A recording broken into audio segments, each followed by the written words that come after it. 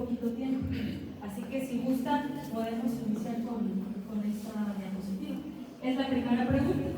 No sé si sabían que Colima fue un importante productor de cacao en el siglo XVI. ¿Alguien sí sabía o no sabía? Perfecto, muy bien. Porque es un estímulo que podemos volver a ser un referente, ¿verdad? Siguiente. Bueno, se sabe que en la época prehispánica en Colima se sembraba cacao, como en algunas otras partes, ¿verdad? Bueno, obviamente en la zona maya, en el Soconusco, pero fuentes coloniales tempranas nos dicen que en Colima, antes de que llegaran los españoles, había siembra de cacao. No tan, digamos, no tan importante como se dio después, pero sí lo había. Y bueno, sabíamos que el cacao servía de moneda de cambio. Quizá algunos de ustedes ya habían escuchado esta historia, que las semillas del cacao funcionaban como monedas. O sea, por ejemplo, en la época colonial, 3 semillas de cacao podías comprar un huevo, 4 semillas de cacao podías intercambiarlo pues por un aguacate, 30 semillas de cacao por un conejo, un esclavo ya eran 2.500, 3.000 semillas de cacao, etc. Pero esto lo sabemos gracias a los primeros misioneros que llegan y empiezan a documentar, ¿verdad?, todo lo que habían encontrado. Entonces, claro, además de bebida y demás, la semilla de cacao servía como moneda de cambio. Entonces, siguiente diapositiva, cuando llegan los españoles, que empiezan a congregar pueblos, a pedir tributos y demás, pues obviamente les llama la atención. El cacao es algo que ellos descubren, que los hace muy famoso en Europa, y entonces, claro, piden tributo en maíz, en manos de algodón, pero también piden tributo en cacao. De hecho, cuando ya están los españoles aquí, yo digo no España, pero no España es lo que antes era México, y verdad. Cuando ya los españoles empiezan a ver que es un negocio muy lucrativo y por un tiempo se mantiene todavía la semilla de cacao como moneda de pago. O sea, no es que se acaba esto de que sería como moneda corriente, no, al contrario, o sea, a ellos les interesa y lo siguen manteniendo durante un tiempo. Y bueno, hay códices y demás que representan los tributos para cada lugar, ¿verdad? Sí, siguiente, por favor. Entonces, bueno, los españoles, ustedes saben, bueno, Veracruz, establecen el México Tenochtitlan, empiezan a conquistar muchos lugares y llegan a lo que hoy es Colima. A los españoles no les gustaba el clima cálido húmedo, de hecho huían de las costas, decían que eran lugares malsanos, que tenían muchos bichos, sanguijuelas, bueno, se quejaban mucho. Entonces, de los conquistadores que llegaron por aquí, hubo una manera de que se quedaran y se establecieran, porque les digo, no les gusta este clima. ¿De qué manera ustedes creen que se pudieran quedar? O sea, ¿cuál era el incentivo de que se quedaran en esta zona que ellos consideraron que era malsa? Económica. Tenían que buscar algo para decir, bueno, está bien, establezco con mi familia esto, porque se traían a sus esposas de España, etc. Entonces, el cacao fue una manera de que ellos se pudieran quedar a radicar y no se fueran a la Ciudad de México, no se fueran a Guadalajara o no se fueran a zonas más templadas. Ellos les iban a las zonas templadas. Entonces, bueno, llegan, sabían que había cacao, pero el cacao se intensifica y se empieza, ahorita voy a hablar, se llega a decir que hubo hasta 1 millón de árboles de cacao. Yo les voy a preguntar si es mucho o poco. Y yo soy historiadora, no soy bióloga, tampoco soy agrónoma. Y hay preguntas que yo también me hago, ¿no?, como historiadora. Este mapa que ven aquí es el mapa de lo que se llamó el Gran Colima. No traemos un apuntador, ¿verdad? Pero bueno, ustedes lo van a ayudar. Este mapa se hizo, por Scharzauer, pero basado en el año de 1554. Esa manchita que ven en el centro es el volcán de Colima. ¿Qué ven? O sea, esta demarcación del Gran Colima, ¿qué les llama la atención? Exactamente, la extensión. Si ustedes se fijan, Motín es, bueno, esto es la costa de Michoacán. Todo lo que se llama Cualcomán, los Cualcomán pertenece a Colima. En el centro tenemos el volcán, lo que es Colima, etc. Pero también la provincia, bueno, Valle de Cihuatlán, Autlán, perteneció a lo que se llamó el Gran Colima. Y en la parte más donde dice Zapotlán, Tamazula, también perteneció al Gran Colima. Entonces, esto fue una realidad a mediados del siglo XVI. Ya para finales del siglo XVI, siglo XVII, pues se fue haciendo más pequeña, ya muy cercana a lo que hoy es Colima. Pero ¿por qué es importante tenerlo en cuenta? Siguiente diapositiva, por favor. Bueno, este personaje a lo mejor lo han escuchado, Lorenzo Lebrón de Quiñones, bueno, un oidor que vino, que criticó a todos, bueno, los alcaldes que había mucha corrupción, etcétera, etcétera. Pero es muy importante lo que nos dejó Lebrón de Quiñones fue en el año 1554, porque él hace una memoria de todas las haciendas de cacao y la cantidad de árboles que había en cada hacienda. Entonces, bueno, él nos habla que en este año había 752,000 árboles de cacao sembrados en todo el Gran Colima, y ahorita vamos a ver los lugares, ¿verdad? Y ya después de Lebrón de Quiñones se habla que llegó hasta 1 millón de árboles de cacao sembrados. Entonces yo por eso les preguntaba si van a sembrar, como cuál es el estimado para saber y hacer una comparación con la época colonial. ¿Es mucho? ¿Es poco? Es mucho lo que menciona. Si nosotros apenas, bueno, de hecho es parte de otra presentación, se tiene, ahorita en vivero tenemos alrededor de 50,000 plantas. Wow, entonces 1 millón sí era mucho. Sí. Siguiente diapositiva, por favor. Y entonces les voy mostrando más o menos provincia por provincia. Lo que ustedes ven en rojo, yo lo subrayé porque ahí había presencia de haciendas de cacao. Entonces, ahora estamos hablando de la parte de Michoacán, ¿verdad? Si se fijan, Pómaro, Montí, por ahí está Ostula, Manquilí, Aquila, no alcanzo a ver bien aquí, bueno, no tengo ahorita los lentes, pero esas eran haciendas. Y déjenme decirles que lo que dice Lebrón de Quiñones, pero lo que dicen otras fuentes, es que de las haciendas más productivas estaban en el Valle de Alima. Entonces, ¿se acuerdan que el ingeniero que presentó antes que mí dijo que había lugares en México con un potencial, y dijo Oaxaca, Veracruz, Chiapas y también dijo Michoacán? Y efectivamente, en esta, sí, Guerrero creo que ya, pero dijo como potencial que todavía no, mencionó Michoacán. Y, mira, pues aquí estaba, ¿verdad? Lo estaba leyendo, sí, Maquilí, Alimancí, Costacuautla, Epatlán, etc. Entonces, bueno, estas eran de los lugares más productivos. ¿Y por qué es importante la historia? Porque quiere decir que en esos lugares hay condiciones climáticas, geográficas, no sé, para volver a hacer sembradíos. Siguiente. Y miren, todo esto eran haciendas de cacao en esa época. Por supuesto que tenemos a Colima, aquí estamos, esta donde dice Mezcala, la hacienda de Mezcala es importante, tenemos a Lima, les decía, pero también estaba Ixtlahuacán, Cajitlán, Popotlán, Aguacatitlán. No está en el mapa, pero también se habla de Villa de Álvarez. Antes Villa de Álvarez se llamaba Almoloya. Bueno, en Almoloya hablan de Comala también, lo que se llamó la provincia de Teteltango, más hacia donde es ahora, bueno, Autlán, Cihuatlán.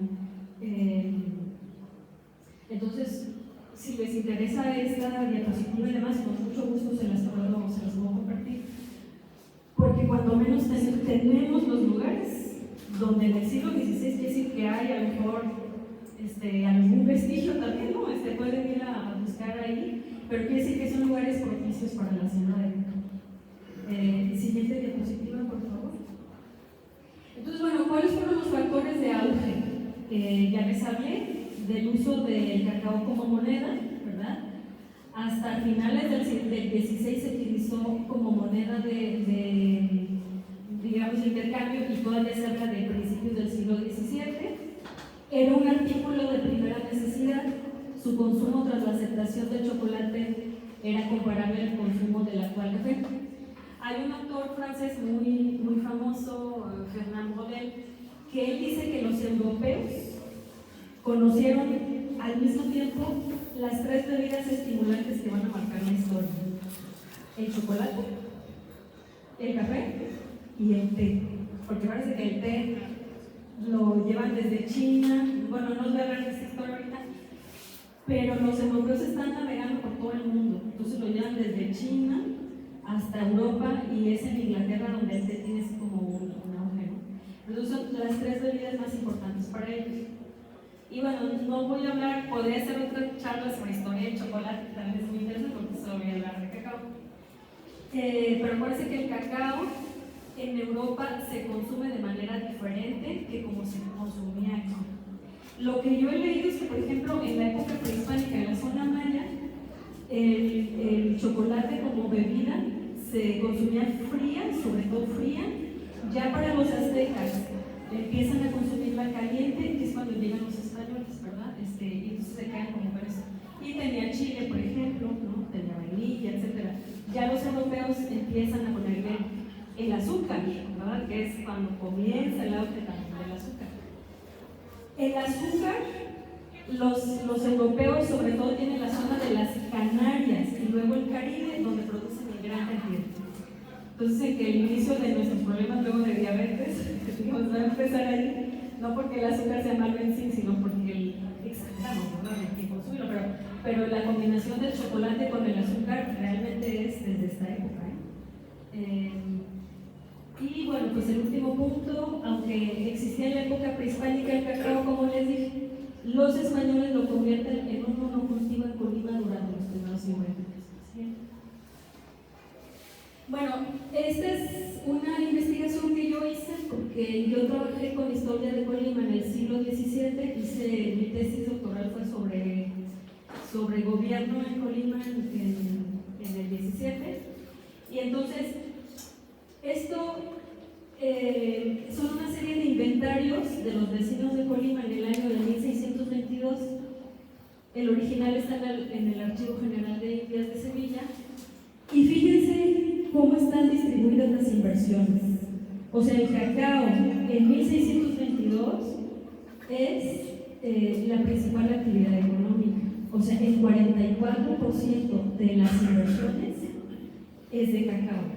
También hay vino de cocos aquí, nada más que como estaba prohibido, pues no aparecen mucho en los documentos, pero lo sabemos por otras fuentes. Y ahorita les voy a hablar del coco, muy importante, pero bueno, ahorita chequemos esto. Entonces, bueno, ¿en qué tenían invertidos los vecinos de Colima? Pues en ganados, esclavos, ajuar y menaje. Para los europeos era muy importante los vestidos, los tipos de cama que tenían, las cortinas. Ahorita para nosotros, bueno, no lo ponemos como nuestro patrimonio, pero para ellos era muy importante porque el cómo se veían ante los demás y todo era bueno, pues un tema por ahí, ¿no? Y bueno, pues también tienen deudas, casas, recuas, oficios, porque los oficios se vendían, ¿no? Se podían comprar oficios de regidor, de escribanos, de alférez y todo. Bueno, entonces también los oficios están ahí, platas y joyas, salinas, etc. Pero todavía entonces hasta esta época, 1622, el cacao es casi la mitad, ¿no?, de su patrimonio. Siguiente. Dos aspectos importantes. Los españoles pagaban con cacao menudo, decían que no era de muy buena calidad, en lugar de cacao grueso. Y sí me gustaría preguntarles a ustedes, porque hablan de un cacao gordo o grueso y de un cacao menudo. ¿Qué variedades son? ¿Ustedes las identifican o no tienen cómo? Porque el ingeniero habló de un cacao criollo y demás, pero a mí me gustaría saber si ustedes ya han identificado cuál puede ser un cacao gordo y un cacao menudo. Sobre todo es el tamaño, ¿verdad?, de los cacaos. Pero bueno, si no después, si alguien sabe y me dice, se lo agradeceré mucho. Pero dicen que el buen cacao, que es el cacao gordo, valía 32 pesos la carga y el menudo solamente valía 10, ¿verdad? O sea, una tercera parte de lo que representaba. Se sembraban los dos. ¿Por qué? Porque dicen que los cacaos menudos le pagaban a los indios con cacao menudo y se quedaban con el grueso y lo llevaban a la Ciudad de México y de ahí se iba a Europa. Luego también había corrupción administrativa, porque los alcaldes mayores, que eran los equivalentes al gobernador de hoy, hay uno que se llama Juan Velázquez de la Cueva, obligaban a los indios a vender cacao a mitad de precio para luego revender. O sea, les decían, bueno, tú vas a sembrar, te voy a pagar, pero me vas a pagar, te voy a pagar la mitad de lo que vale. O sea, había muchos abusos también para la población indígena. Ese es un aspecto que no voy a abordar aquí porque no tenemos mucho tiempo, pero sí había muchas denuncias por el maltrato hacia los indígenas, que además trabajaban mucho en las plantaciones de cacao. Siguiente. Entonces, aquí viene la historia de la palma de coco, porque el ingeniero les habló que necesitan árboles que les den sombra a los cacaos. La palma de coco, ¿ustedes saben cuándo llega a Colima? A ver, aquí tenemos al mejor del Museo Regional. Gracias por venir. No, bueno, lo del galeón de Manila, que es otra investigación muy importante que tiene la doctora Paulina Machuca. Exacto, o sea, por eso, bueno, todo mi primer capítulo del libro es de la historia del coco en Colima. El coco llega a Colima en 1569 con un navegante que viene de las Islas Salomón, en el Pacífico. Bueno, llega, empieza a crecer, se empieza a cultivar mucho y demás. Y resulta que cuando llega el coco, pues ya hay muchas haciendas de cacao que les mostré, ¿no? En el mapa y todo. A ver, ¿se acuerdan del año que les dije de cuando estaban las haciendas y el mapa era 1554? El coco llega en 1569, o sea, unos años después. Y entonces, el cacao necesita de árboles madre, que en náhuatl se llama cacahuanansi, otros dicen cacahuanaqui, que se llama madre del cacao. Eso quiere decir, hay una especie que es Gliricidia sepium, que es creo que está en el siguiente diapositiva, ¿sí? Cacahuanansi, madre del cacao, que es el que dice que es el árbol que había para hacer la sombra del cacao, o sea, por eso se llama madre de cacao, eso significa náhuatl. Cuando llegan, bueno, están las plantaciones, muy bien, llega la palma de coco, pero no solamente llega la palma de coco, llegan los filipinos. Los filipinos tienen una tradición milenaria en cómo explotar el coco. Del coco tienes agua, comida, techo, vinagre, madera, fibra, exacto, se usa mucho la fibra del coco en esa época. Sacas el azúcar, medicina, y tienes tuba. Ustedes deben saber que tuba es una palabra filipina, gracias a los filipinos que llegan y empiezan a hacer el vino de cocos, que es el abuelo de nuestros mezcales. Entonces, a ver, si los españoles no conocen el cacahuanancha o cacahuanansi, sabemos que es medicinal, pero a lo mejor para los españoles este árbol no significaba mucho. Al anterior, por favor, al anterior. Entonces, ¿dónde creen que van a plantar las palmas de coco? En las haciendas de cacao. ¿Por qué? Porque el ingeniero nos hablaba de sistemas agroforestales. Es decir, ¿se acuerdan que les dijo? Piensen qué árbol van a sembrar que sea de sombra del cacao. Piensen si quieren ustedes algo maderable, frutal, etc.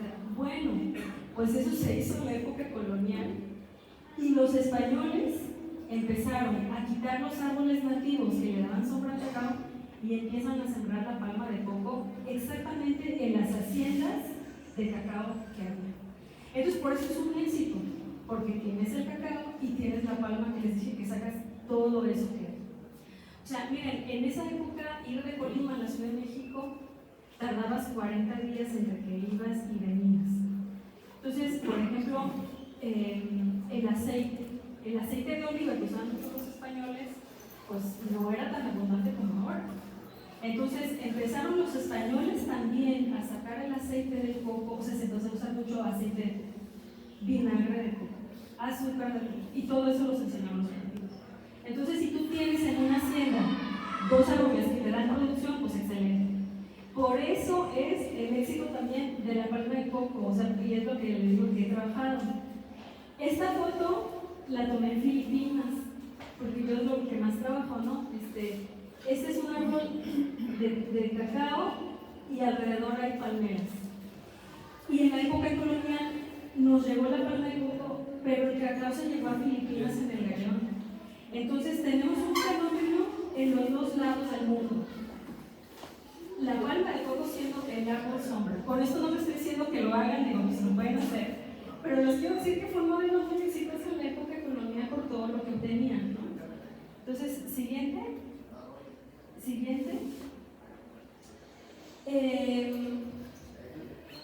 Bueno, aquí tenemos también, lo que les quería decir es que el cultivo del cacao en esa época, lo que nos dicen las fuentes coloniales, es que era muy delicado, y aquí tenemos un testimonio. Es de 1580 y es para la relación de Tancítero, Michoacán. Dicen que ellos tienen cacao. Dice, no se cría debajo de ellos hierba ninguna, porque jamás da sol en el suelo a donde están plantados, porque son árboles muy delicados. Si les da el sol o cualquier hielo, a la hora se pierden. Y así cuando los plantan, les ponen otros árboles que crecen mucho y estos los cubren de sombra y no les toca sol, porque como dicen, los tienen todos cubiertos y ellos quedan debajo. Y así se llaman estos árboles en lengua mexicana, o sea, el náhuatl, y nances, le cortaron ahí, es cacahuanance o cacahuananzi, y quieren decir madres que crían de aquellos cacahuatales. Entonces, ya tenemos este conocimiento, obviamente, desde hace mucho tiempo, de los árboles sombra, ¿no? Siguiente, por favor.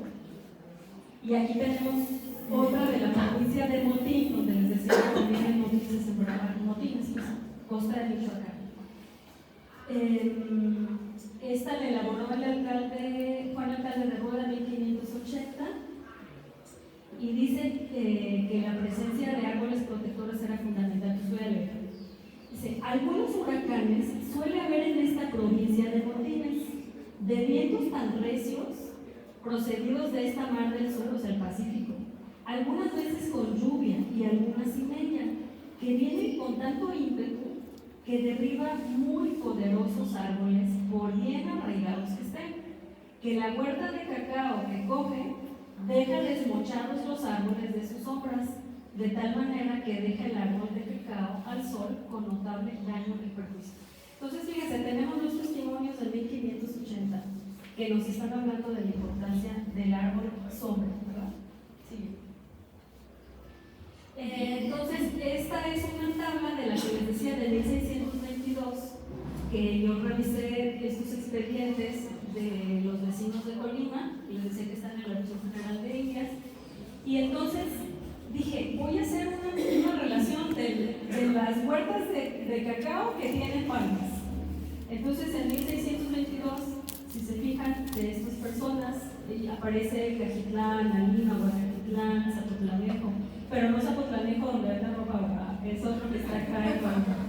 Sí, porque luego hay nombres que cambiaron, no crean que es Contla, Maquilí, Jicotlán, Cajitlán, etc. Entonces, vemos que muchas de estas haciendas de cacao, bueno, ya tenían palmas. Y más adelante, siguiente, unos añitos después, ya prácticamente todas las que tienen cacao tienen palmas. Y si se fijan, la palomita, eso significa. Entonces, en el Valle de Colima, pues están esos lugares. San Francisco de Moroña, hoy es Villa de Álvarez. En Chamila, donde hay unas tumbas de tiro, ahí por Ixtlahuacán. Y los Apazahualcos, eso ya es Costa Grande de Guerrero, porque después de Michoacán se fue hasta Guerrero, ahí también había sembradíos de cacao y de palmas, ¿no? Eso es lo que ya está ahí. Siguiente, por favor. Ahora, ya les hablé, que fue muy importante, fue 1 millón de árboles que se llevaba a la Ciudad de México, de Europa, fíjense, se exportaba cacao de Colima hasta Europa. Y me van a preguntar, bueno, pues, ¿qué pasó? O sea, ¿por qué sí fue tan importante y una actividad tan rentable? ¿Por qué se dejó de sembrar cacao en Colima? Entonces, no hay una sola respuesta. Vamos a ir viendo una por una, pero sí hay una muy importante que es un huracán, y ahorita les hablo de eso. Entonces, factores meteorológicos. El huracán de 1626, o bueno, ciclón, como lo quieran llamar, arrancó grandes extensiones de árboles y según las crónicas dejó la tierra destemplada. Esa debió ser la principal fuente, la principal razón por la que se dejó de sembrar cacao. Ahorita voy a abordar lo del huracán. Competencia comercial. Empezó a haber una producción de cacao muy importante en Caracas, o sea, hoy Venezuela, y en las regiones del Soconusco y Chontalpa, que si bien en la época prehispánica había, pues empezó a intensificar mucho. Entonces tienes un huracán que te devasta, ya no te recuperas, porque además, si empieza a llegar cacao a otras partes, o por ejemplo, el Soconusco está más cerca de la Ciudad de México, Caracas, había embarcaciones que iban de Venezuela hasta España, pues ya no les interesa mucho tener el cacao en Colima, que además les decía, no, ir hasta México son 20 días en rejos y todo. Entonces, bueno, eso es lo siguiente. Cambio de cultivo, bueno, la introducción del coco, que es un cultivo menos exigente, digamos, más rentable, aquí está el coco. Y mano de obra, pues hubo una disminución importante de población indígena por epidemias, por agotamiento, etc. Entonces ya no tienes tanta mano de obra para el cacao. Siguiente. Entonces, sí les quiero hablar de este huracán, porque les digo, no fue la única causa, pero sí fue la más importante. En octubre de 1626 hay un huracán sumamente fuerte, siguiente, que arrasa. Y entonces los documentos coloniales del archivo nos dicen, aquí por ejemplo, en el archivo histórico del municipio de Colima, en el fondo Felipe Sevilla del Río, podemos leer esto. Dice, el año próximo pasado de 626, corrió un huracán tan recio que derribó y arrancó todos los árboles de cacao, palmas de cocos, frutales y cañaverales de aquellos valles, dejándolos asolados, a cuya causa muchos de los vecinos, viéndose destituidos de sus haciendas con que se sustentaban y obligados a trabajar de nuevo, se resolvieron en irse a otras provincias donde les pareció tener mejores comodidades.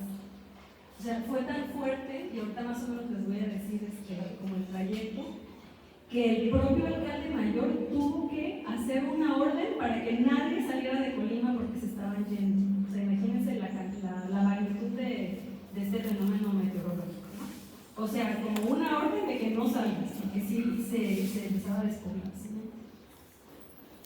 Aquí vemos otra fuente, pero nada más que Tello dice que fue el 23, ¿no?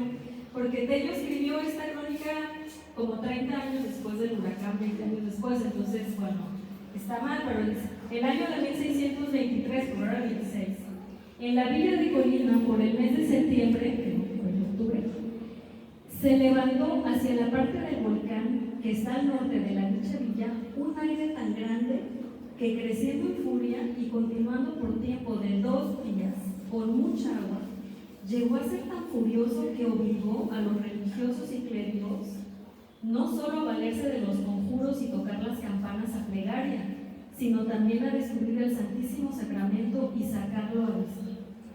Divertida esta fuerza, o sea que ya se dispersó, de agua y aire, fue corriendo a la parte del sur, donde están las huertas de palmas de coco y otros árboles de cacao, chicos, achitozapote, mameyes y otros frutales, con tanta fuerza que en un año se hizo tan grande estrago arrancando de raíz los árboles y destechando casas, que lo que aquella noche se perdió, hecho el cómputo por persona inteligente, fueron por lo menos 250,000 ducados. Bueno, en esa época pues era gran parte del patrimonio de los colimenses, ¿no? Siguiente.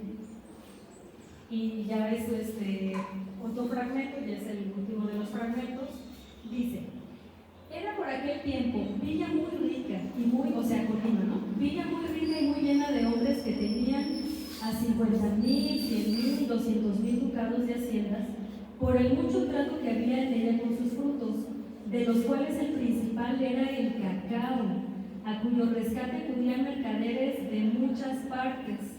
Y un alcalde mayor en 2 años de oficio sacaba 3,000 pesos, pero después que el huracán destruyó sus huertas, su trato ordinario es sal, la cual hace con artificio en unos esteros que están junto al mar, o sea, la sal de Julián, ¿verdad?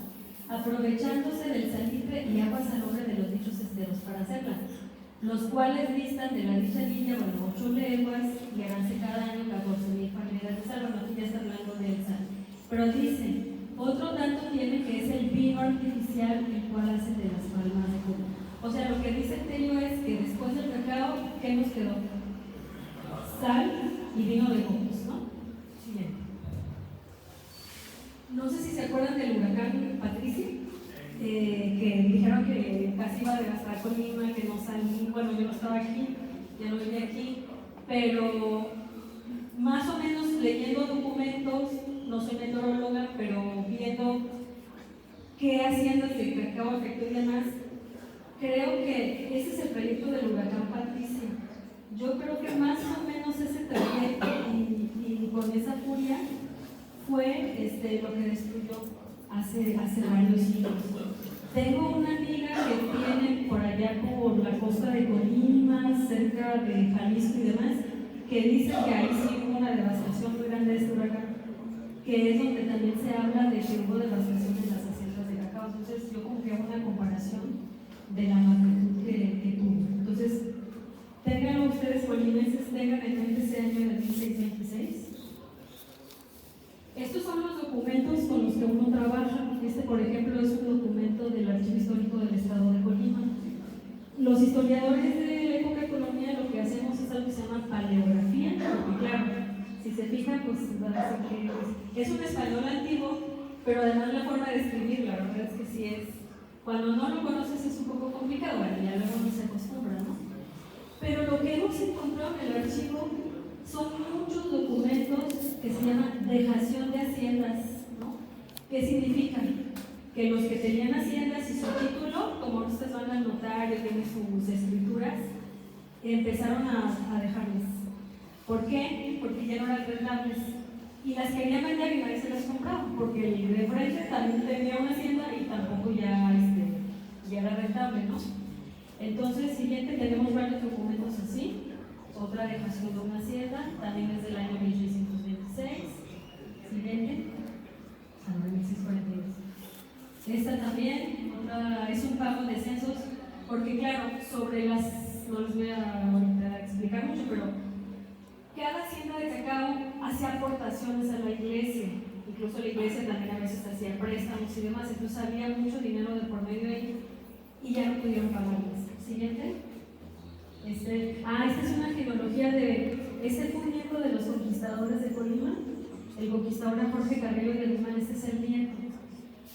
Es una genealogía y trayectoria porque va con el virrey de la Nueva España y le dice, oiga, me quedé sin nada, pero mi abuelo fue conquistador de aquí, ¿qué me puede ofrecer? Ofrézcame algo en otra parte y demás. Esto también se presentó. Entonces, si se los muestro porque quiero que entiendan pues que sí fue algo importante en la historia de Colima, ¿no? Siguiente. Entonces, después del huracán de 1626, la producción de cacao Colima no se volvió a recuperar. Y en su lugar, la producción de vino de coco se hizo un verdadero auge económico, que de hecho es el tema de aquí, y está explicado, porque resulta que el vino de cocos inició como una bebida prohibida. Entonces, cuando el huracán devastó y demás, que el alcalde mayor prohibió que salieran y demás, dijo, bueno, nos quedamos, pero ¿qué hacemos? Y como ya se producía vino de cocos, se juntó el cabildo, fíjense desde ese época, se juntó el cabildo, fueron con el virrey y le dijeron, lo único que nos quedó en pie fueron las palmas de coco. Permítenos producir, autorizarnos, vender vino de cocos y nos quedamos. Y se los concedieron. Entonces le dieron una licencia de 10 años a los vecinos de Colima para hacer vino de cocos y ahí sí fue el auge. Ya el cacao ya no, prácticamente no se menciona, pero el vino de cocos sí. Y cuando se venció esa licencia, hubo un terremoto y entonces fueron y le dijeron, oye, si no nos das, pues vamos a ir porque no te rompes. Entonces fue prolongando la licencia. De ahí viene la historia junta de lo del cacao y lo de las palmas, ¿no? Pero bueno, ahí está ese capítulo de nuestra historia. Siguiente. Ya voy terminando, pues no sé si tienen alguna pregunta. Entonces, de conclusión, el cacao Colima fue un fenómeno de auge rápido de que descubren el chocolate y hay una demanda muy grande. Su desaparición se debió principalmente a razones meteorológicas, pero también económicas, les decía. ¿Cuál era el incentivo después del huracán? Si ya no tienes gente, si ya tienes el vino de cocos en auge, pues ya a nadie le interesó, la verdad, sembrar cacao. Venía el cacao de Caracas, de Guayaquil, del Soconusco, entonces pues ya. Siguiente. Representa un capítulo clave en la historia agrícola y en la transformación del paisaje de Colombia. Y si quieren conocer más, bueno, pues está el libro del maestro José Miguel Romero de Solís, que fue mi mentor. En uno de esos libros habla del cacao del siglo XVI, por ejemplo. También tenemos un libro de Gerardo Sánchez Díaz, es un historiador de Michoacán. Tiene un libro que se llama Los cultivos tropicales y la dimensión del cacao. Esta fue mi tesis doctoral de Élites y Gobierno, donde hablo precisamente de la transición, de cómo llega pues el coco a las haciendas y los inventarios de bienes. Pues este libro de vino de cocos, que además les digo que ya va a llegar la segunda edición, esperemos. Y bueno, pues ya los invitaríamos a eso. Y pues nada, muchas gracias por su atención y pues el distrito siempre